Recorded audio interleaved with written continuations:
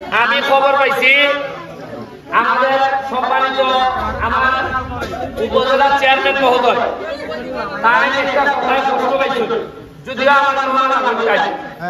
আমি আপনার মাধ্যমে তাই আমি ফোন দিলাম, ফোন ধরছি না। আমি আপনার মাধ্যমে তাই আমার মুরব্বী, আমি আপনার মাধ্যমে বললাম তাই আমি বয়স্ক আমার কোনো কোথায় তিনি আমার মাননীয় উপজেলা চেয়ারম্যান মহোদয় আব্দুল কাদের লস্কর সাহেব এবং তার পরিবার তারা যদি কষ্ট পেয়ে থাকেন আমি আল্লাহর রাস্তায় তাদের কাছে ক্ষমা চাই। আমি বিশ্বাস করি আমার এলাকার উন্নয়নের স্বার্থে আমার মনের মধ্যে কোনো দুই নাম্বারি বা কাউকে আঘাত করার উদ্দেশ্য না। আমি চাই আমার তরুণদেরকে সামনের দিকে নিয়ে যাওয়ার জন্য, যদি তারপরে আমার কোনো ভুল হয়ে থাকে আমি আপনার সামনে আপনাদের সামনে দাঁড়াইয়া ওনার কাছে ক্ষমা প্রার্থনা করতেছি। আমার বাবা মা শিখাই গেছেন যে কোনো কারো যদি কষ্ট পায় তোমার কর্মের কারণে, কথার কারণে,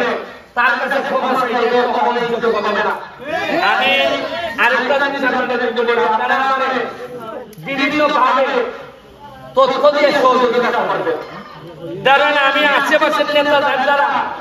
বড় বড় নেতা যদি আমার ঘিরে লাগায় তাইলে হয়তো আমিও যন্ত্রণার কথা আপনারা হলো আমার কাছে পৌঁছেটা পৌঁছে আপনারাও কথা বললাম নাইলে আমার একটা চিঠি লেখা, যদি সরাসরি পৌঁছাইতে না আমার ওই কিতাব আমার চিঠি লেখা, চিঠি লেখা লেখা আমি বলি বেরিজার সুমন ঠিকানাটা কইয়া দিয়ে বেরিজার সুমন সংসদ সদস্য 241 হবিগঞ্জ 242 হবিগঞ্জ জাতীয় সংসদ ভবন গ্যালারি। যদি মুখে বইটা না আবার ওই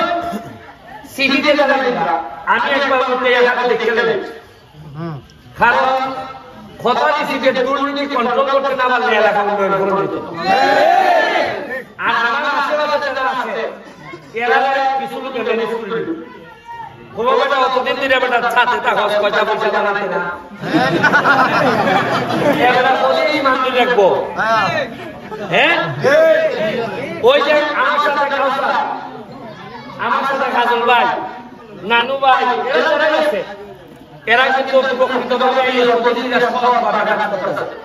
আজকে একলাই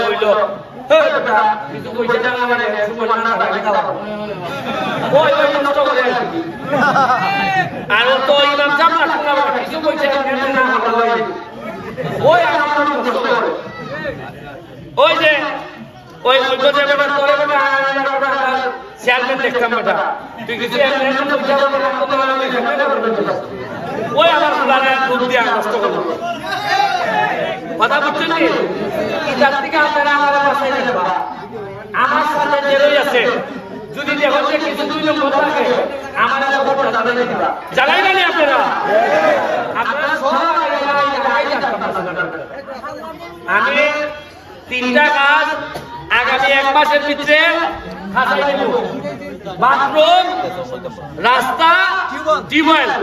3টা কাজ আমি বলে জানাইবো। আপনারা ঈদের আগে প্রতিবার যখন কোনো না কোনো কাজ লই আইব। আপনারা রোজার আগে বাথরুম আর টিউবওয়েল করে দেবেন, ঠিক আছে?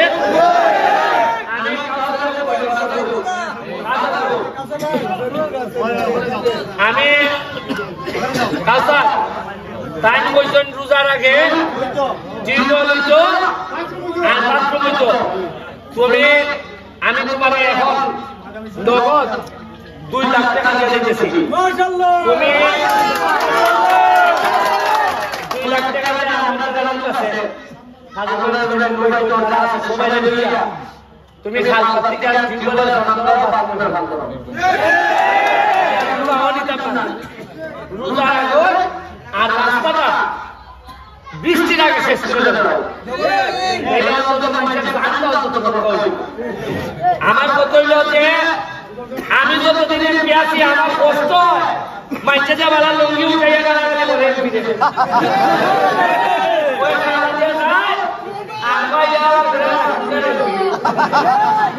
আমার এটা বড় কষ্টই আমার এটা গায়ে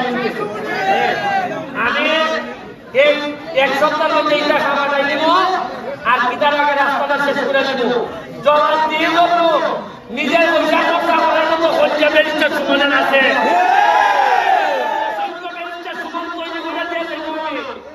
যদি নাও বাসি মনে রাখবেন খামাটা নিতে কিন্তু সুলাইমান মানবপুরের মানুষকে সচেতন করাই দিয়ে যাচ্ছে কারণ না বলে নেতা অনেক না আমি ধন্যবাদ জানাই আমাদের গোবিন্দ আমার গ্রাম এবারে বারপুর বাগান এ আমার সাথে সাথে তাকিয়া 9 নম্বর ইউনিয়নের মাথায় লই আগে আবার করে লাগে ওই আমাদের নিস্তার যে জায়গায় এরপরে মিজান ভাই আছে এরপরে আমার যারা আছে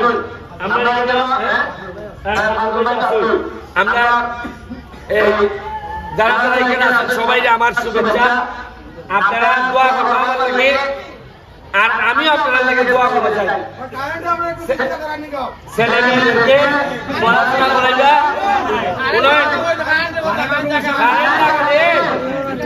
সব টাকা তো পয়লা দেখবেন রোজা যে বলা আরম্ভ ওই রাস্তা কষ্ট হয় না সকালে পয়লা যদি নিন্দা না লাগে না আমি যে শুনেছি কিছু কিছু লোকের রোজার মতো কষ্ট আরম্ভ হয়েছে খারাপ নাস্তা করা যাইতেছে না তো পয়লাবেলা খালি তো নাই একটু সাইডে আছে সময় লাগবে কিছু সোয়াইতে আমার সোয়াইতে দে কারণ যে চালাইছে যে এত ইতে হইতো না রে ইমাম দিয়ে তো হইতো না দেবুদার বেলায় যদি ইমাম না খায় নিচের বেলায় সকাল চালাইবা ধরে দেবো সিগন্যাল দিয়ে গেল খালি খালি আমাদের একটু সুযোগ দেন দেখি না কিতা বলি বালা থাকবা জনগণের শেখ হাসিনাকে দোয়া করবা আমার যারাই আছেন আর বাচ্চারা যারা কাউসারের কাছ থেকে বল দিবাই আর আমাদের ফুটবল একাডেমির জন্য দোয়া করবেন আমরা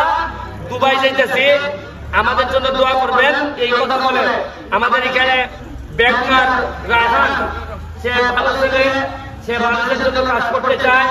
আমাদের একজন জুয়েল সেও ভালো ছেলে মানুষের জন্য কাজ করতে চায় সবার জন্য দরজা খোলা যারাই মানুষের জন্য কাজ করতে চায় তাদের প্রতি আমার দোয়া সহযোগিতা থাকবে এই বলে আজকে আমি বিদায় নিতেছি জয় বাংলা জয় বঙ্গবন্ধু।